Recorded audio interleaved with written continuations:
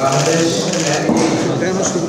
রূপান্তরের মধ্যে এগিয়ে যাচ্ছে এবং জুলাই গণঅভ্যুত্থানের প্রেক্ষিতে আমাদের দেশে নতুন বাংলাদেশের আকাঙ্ক্ষা তৈরি হয়েছে এবং যে আকাঙ্ক্ষাকে বাস্তবায়নের জন্যই রাষ্ট্র সংস্কারের কথা বলা হয়েছে এবং অন্তর্বর্তী সরকারের পক্ষ থেকে যে জাতীয় ঐক্যমত্য কমিশনের উদ্যোগ নেওয়া হয়েছে সেই উদ্যোগের জন্য আমরা এবং জাতীয় নাগরিক পার্টি এবং বাংলাদেশের জনগণ বরাবরই আপনাদের কৃতজ্ঞ।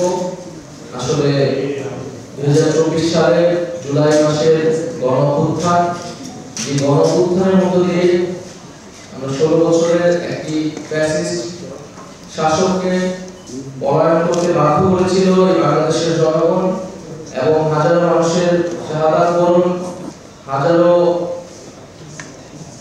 মানুষের আহত হওয়ার বিনিময়ে আমরা আজকের প্রেক্ষাপট জাতীয় নাগরিক পার্টি সেই জুলাই গণঅভ্যুত্থানের ধারাবাহিকতায় একটি নতুন রাজনৈতিক দল হিসেবে আত্মপ্রকাশ করেছেন। যে দলের প্রধান শক্তি জায়গাটা বা ভিত্তির জায়গাটা হচ্ছে দেশের তরুণরা এবং আমরা মনে করি যে আমাদের সেই জুলাই গণঅভ্যুত্থানের প্রেক্ষিতে আমাদের যে বক্তব্য ছিল যে আমরা ফ্যাসিবাদী ব্যবস্থার বিলোপ এবং একটি নতুন রাজনৈতিক বন্দোবস্ত আসলে প্রতিষ্ঠা করতে চাই।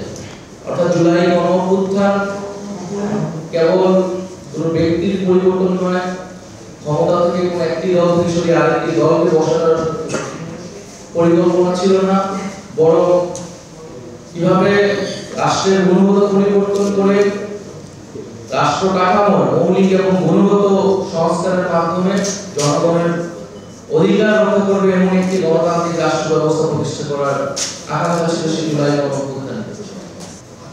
আমরা মনে করি যে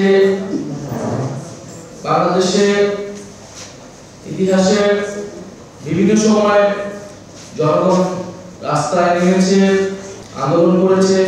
আমরা 90 গণঅভ্যুত্থানের কথা ইতিহাসে পড়েছি, কিন্তু যে ব্যক্তির যে আকাঙ্ক্ষা থেকে এই গণঅভ্যুত্থান বা জনগণের রাস্তায় নেমে আসে সেই আকাঙ্ক্ষাগুলো বিভিন্ন সময় আমরা দেখেছি ব্যর্থ হয়েছে। সেই ব্যর্থতার ফলেই আসলে 16 বছরের যে একটি ফ্যাসিবাদী শাসন ব্যবস্থা তার প্রেক্ষাপট তৈরি হয়েছিল।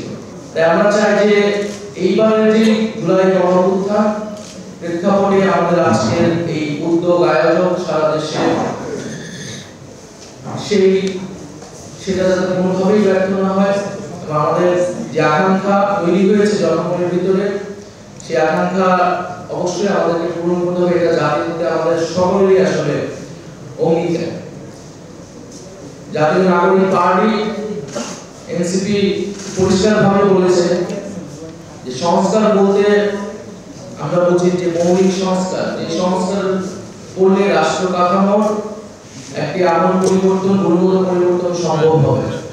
কারণ আমরা দেখেছি যে বিগত সময়ে আসলে আমাদের সংবিধান থেকে শুরু করে বিভিন্ন রাষ্ট্রীয় যে প্রতিষ্ঠান, সেই প্রতিষ্ঠানগুলোর দলীয়করণ করেছিল। আমাদের সংবিধানে এক ব্যক্তি কেন্দ্রিক একটি কাঠামো বীজ বপন ছিল, ফলে সেই রাষ্ট্র কাঠামোকে অক্ষুণ্ণ রেখে আসলে যেই ক্ষমতায় যেই রাষ্ট্র পরিচালনার দায়িত্ব পাক তার ভিতরে ফ্যাসিবাদী প্রবণতা থাকবে, স্বৈরতান্ত্রিক হয়ে ওঠার প্রবণতা থাকবে। সেই জায়গায় রাষ্ট্রের মৌলিক সংস্কার, সেক্ষেত্রে সংবিধান, প্রধানমন্ত্রীর ক্ষমতা, বিচার ব্যবস্থা, নির্বাচন ব্যবস্থা ইত্যাদি বিষয়ে আমরা জাতীয় নাগরিক পার্টি বিশেষ গুরুত্ব দিচ্ছি। জাতীয় ঐক্যমত্য কমিশনের পক্ষ থেকে যে সুপারিশ সমূহ আমাদের কাছে পাঠানো হয়েছে আমরা সেগুলোতে আমাদের মতামত দিয়েছি। অধিকাংশ ক্ষেত্রে আমরা একমত হয়েছি। যেসব জায়গায় আমরা আসছি একমত বা দ্বিমত আমরা আমাদের সেখানে আমাদের বক্তব্য বা আমাদের সুপারিশ আমরা সংক্ষিপ্তভাবে দিচ্ছি। আজকে আমরা বিস্তারিত আলোচনার সুযোগ পাবো।